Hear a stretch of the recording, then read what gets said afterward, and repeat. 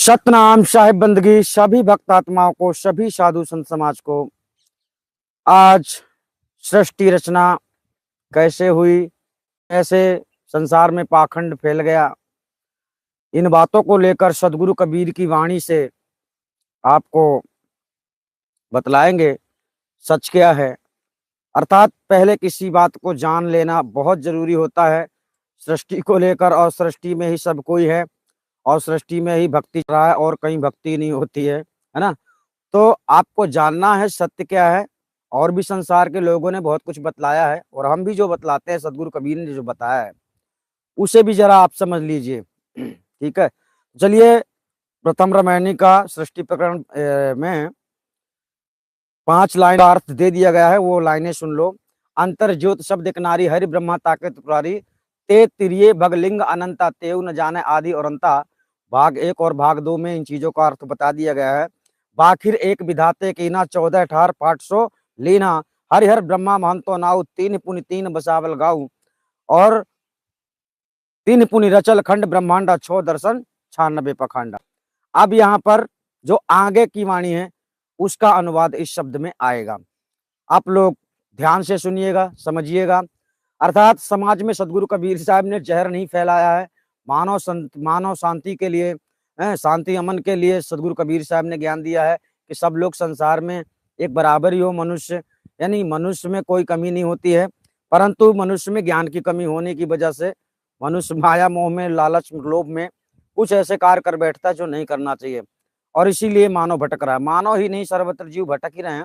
पर चलिए, मानव कल्याण के लिए साहब ने शांति अमन को लाने के लिए क्या सूचना दी है, थोड़ा आपको गहराई से समझना है। अब आगे शब्द है, पेट न काहू वेद पढ़ाया, सुनति कराए तुर्क नहीं आया, सुनति कराए तुर्क नहीं आया। आगे शब्द, नारी मोचित गर्भ प्रसूति, स्वांग धरे बहुते करतूती, स्वांग धरे बहुते करतूती। पहले इन 2 लाइनों का अर्थ समझते हैं, ठीक है। चलिए, पेट न काहू वेद पढ़ाया, सुन्नति कराए तुरक नहीं आया। सत्संग को ध्यान पूर्वक सुनना है, और जो बातें समझ में नहीं आएगी उसे फोन करके हमसे पूछ लेना है, क्योंकि हम ज्यादा लंबी लंबी वीडियो नहीं बनाना चाहते हैं। इसलिए इस सृष्टि रचना के भी ये वाणी पूरी नहीं हुई है, अभी 2-3 वीडियो और आ सकती हैं, इसलिए ध्यान से एक लाइन से देखना, ठीक है। इसका मतलब क्या है, पेट ना काहू वेद पढ़ाया, सुन्नत कराए तुर्क नहीं आया। अर्थात माता के पेट से कोई हिंदू सवर्ण ब्राह्मण वेद पढ़ के और ना जनेऊ डाल के आए हैं। ध्यान से समझते जाना, क्या सही है क्या गलत है। और ना कोई ब्राह्मण क्षत्रिय आदि बन के आए हैं, ध्यान रखना। और इसी प्रकार ना कोई मुसलमान माता के पेट से कुरान शरीफ पढ़ के तथा ना सुन्नती मुसलमानी करा के और ना मुसलमान बन के आए हैं। अतः तुम लोग आपस में क्यों लड़ते हो, सच्ची तो सामान्यता एक मानव जाति है। इतर हिंदू तथा मुसलमान जातियों तो स्वार्थी लोगों की बनाई हुई मनुष्य कृत्य कल्पित है, ठीक है। अतः सदगुरु ने इस वाणी में और भी वाणी समझाई है, चलिए देखते हैं। गहराई समझना, पहले सब समझ लो। मनुष्य के एकता के लिए सदगुरु कबीर साहब ने यहाँ पर वाणी दी है। क्या है, मानुष जाति एक है भाई, दूसर जात कहां से आई, दूसर कर्म जात है भाई, कर्म करे तस नाम धराई, जैसा कर्म करे संसारा तैसे जाति ताकि जाति पुकारा, जाति वर्ण का चिन्ह न कोई, कैसे जाति दूसरी होई। ध्यान रखना, जाति पाति नहीं होई कोई न्यारी, एक जाति है सब संसारी, जाति पाति होके नहीं आए, यह जग में झगड़ा फैलाए, एक ही घर से सब जीव आए, एक बाप एक माता जाए, डार जनेऊ ब्राह्मण कहलाए, मेहरी को कहू का पहिराए। इसका अनुवाद भी आएगा, सुन्नति कराए तुर्क जो भयऊ, तुर्कानी को का कर दयऊ, ना हिंदू ना तुर्क कहाए, ज्ञानहीन सब भरम बुलाए, कीर्तिम सुन्नति और जनेऊ, हिंदू तुर्क न जाने भेऊ, झूठ गर्भ भूलो मत कोई, हिंदू तुर्क झूठ झूठ कुल दोई, प्रकट गुप्त प्रकट है एक मुद्रा, काको कहिए ब्राह्मण शूद्रा, कारी पीरी दूहऊ गाई, ताकर दूध देहू बिलगाई, चाण कपट नर अधिक से, कहाँ कबीर भज साहेब जाए। अर्थात इसमें कहा गया, इस वाणी में पूरा अनुवाद अंत का भी तो इसमें बताते हैं, चलो। कांधे डोरा डारी दिज, नहीं जन्मों जग आए, मुसलमान पैदा हुआ नहीं कोई सुन्नत कराए। अब सदगुरु कबीर साहब कहते हैं भज साहब जाने, अर्थात अगर आप उस महाचेतन सतपुरुष परमात्मा को जान लेते जो सब साहब है, कबीर भी साहब हैं लेकिन कबीर साहब को पदवी अलग दी गई है, ये ज्ञान के साहब है, ये सदगुरु कबीर साहब ज्ञान के साहब है, साहब सबसे बड़ा होता है। तो इस धरती में सदगुरु कबीर साहब ने जो ज्ञान फैलाया है, अगर उसे वास्तव में अच्छी तरह समझ लिया जाए तो मन को शांति निश्चित मिलना है। यानी आपके अंदर से मतभेद, ईर्षा, घृणा, पाप, दुष्कर्म, कुछ ऐसी चीजें आपके अंदर से निकल जाएंगी। ठीक है, अगर साहेब की बात अच्छी तरह से स्वीकार कर लिया जाए।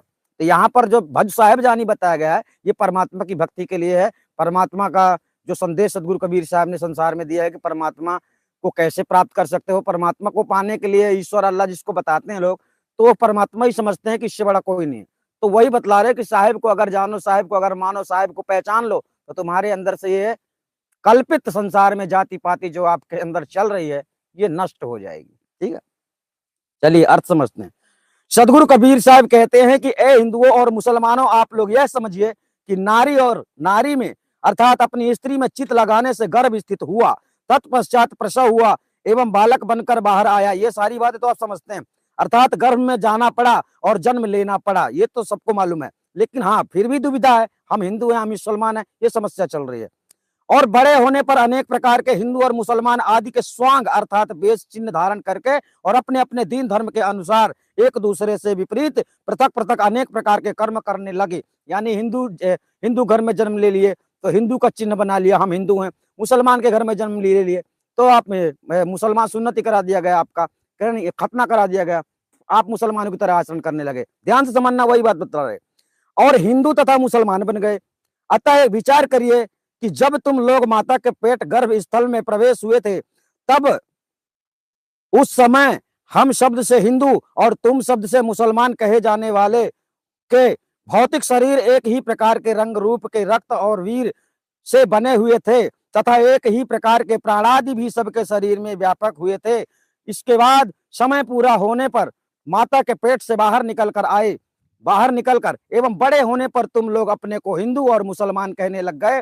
अतः एक ही प्रकृति से पंच तत्व तीन गुण युक्त रज और वीर से सबके शरीर बने हैं एवं एक ही प्राण मोहादि पदार्थ सबके शरीरों में व्यापक हैं और एक ही मार्ग से सबकी उत्पत्ति हुई तथा होती है। सदगुरु कबीर साहब ने यहाँ पर हम शब्द से हिंदू तथा तुम शब्द से मुसलमान को संकेत किया है। सदगुरु कबीर साहब कहते हैं कि ए हिंदुओं तथा मुसलमानों, आप लोग यह भी समझिए, एक जनी जना संसारा, कौन ज्ञान से भयउ निनारा। ये शब्द लगता हमने नहीं बोला, ये शब्द का भी अनुवाद इसमें आ जाएगा। हाँ, पेट न काहू वेद पढ़ाए तो आगे चला गया, चलो कोई बात नहीं, अनुवाद समझ लीजिए।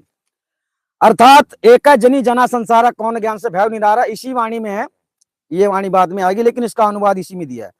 अर्थात एक जनी नाम एक ही जड़ प्रकृति रूप पंच तत्व तथा तीन गुण रूप माया और जना नाम से पुरुष चेतनात्मा। जनी नाम से माया यानी कि जड़ तत्व की बात हो गई, और जना शब्द से एक जनी जना संसारा, जना शब्द से यहाँ पर चेतन पुरुष का नाम आ गया, चेतनात्मा अथवा महामाया आदि शक्ति और ज्योति स्वरूप ओमकार ईश्वर निरंजन पुरुष, इन्हीं दोनों से समस्त संसार की उत्पत्ति हुई है। ध्यान रखना और समझना। अतएव ऐसी स्थिति में फिर आप लोग किस ज्ञान से अपने को एक दूसरे से भिन्न भिन्न मानते तथा समझते हो?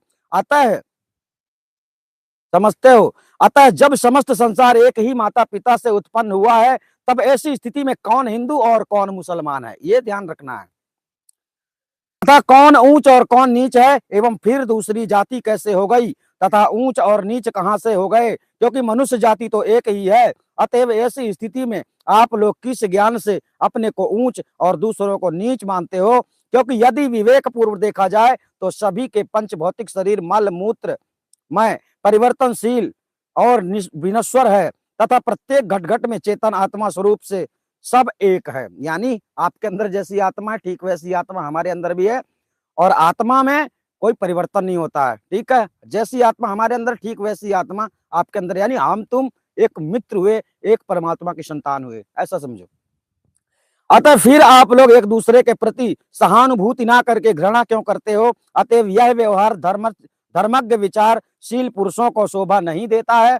अतः जैसे एक ही माता पिता से उत्पन्न अनेक प्रकार के बालक होते हैं, जिनमें कोई काला, कोई गोरा, कोई मोटा, कोई दुबला, कोई ऊंचा, कोई नीचा आदि एवं इसी प्रकार स्वभाव से भी भिन्न भिन्न हुआ करते हैं, किंतु फिर भी सब सहोदर भाई कहे जाते हैं।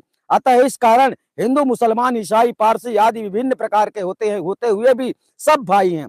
इसलिए हिंदू तथा मुसलमान आदि सबको परस्पर का कलह एवं संप्रदाय आदि का झगड़ा त्याग कर परस्पर श्रद्धा पूर्वक मिलकर एक परमात्मा की भक्ति करना चाहिए। ठीक है, पहले तो समझ लो कि हम तुमसे अलग नहीं है, हम सब एक ही परमात्मा की संतान। हमें कोई ऊंचा नीचा, कोई बड़ा छोटा नहीं है। यह पाखंड शुरू किया गया है, फैलाया गया है।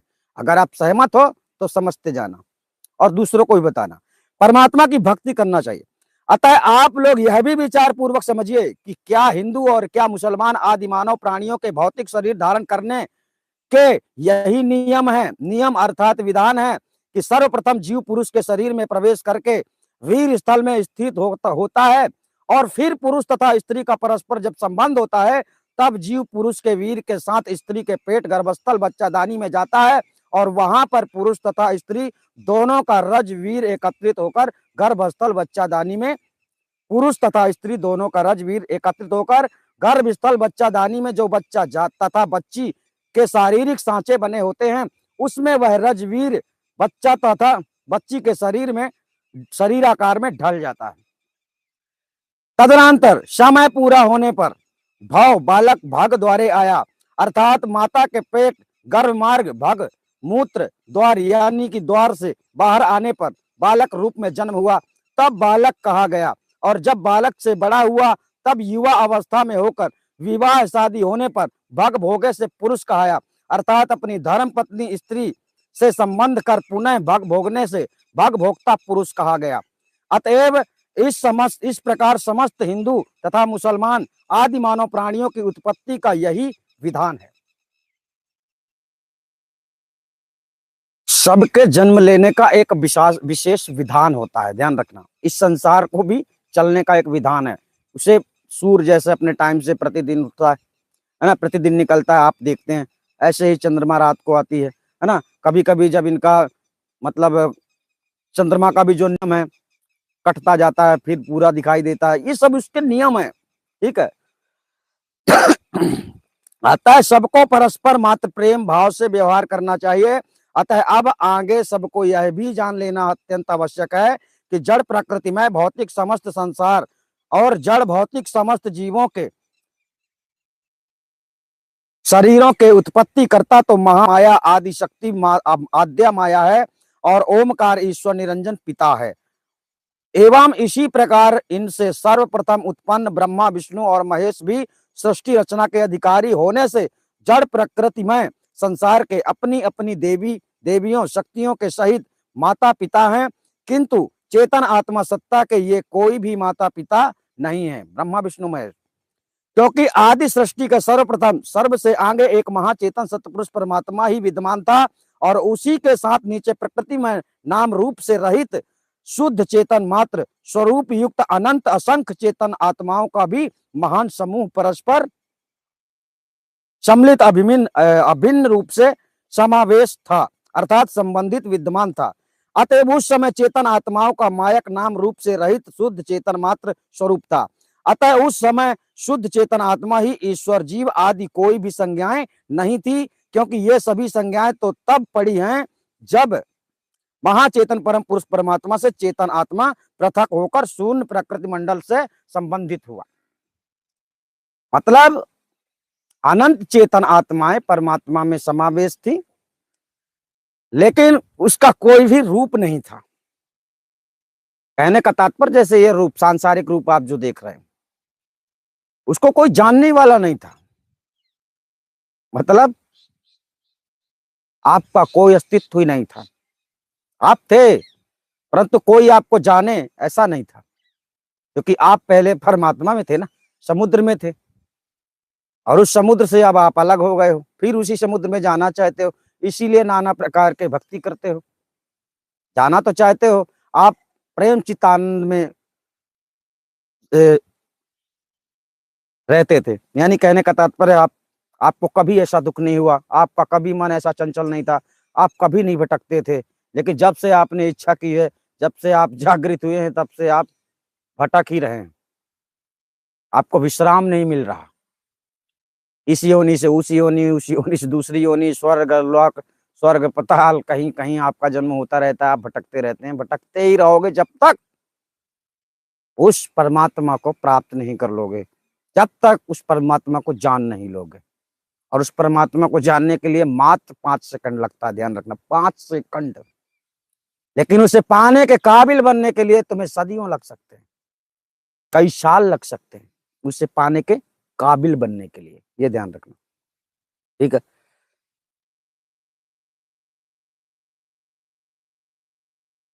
हाँ, अतएव प्रथम शून्य में स्थित होकर अपने को विस्मृत होने से निर्विशेष शुद्ध ब्रह्म तथा आत्मा ही एकोहम बहुश्याम युक्त होकर ब्रह्मांड तथा शुद्ध सत्व गुण प्रधान विद्या माया संयुक्त जगत का सृजन आदि करने से सबल ब्रह्म सगुण ब्रह्म ईश्वर आदि संज्ञाएं हुई।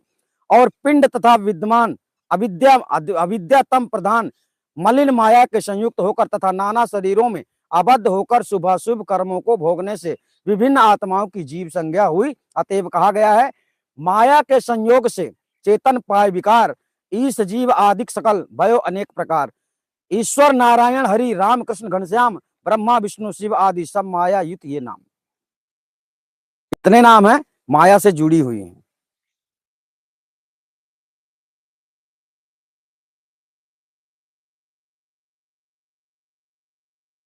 हम्म,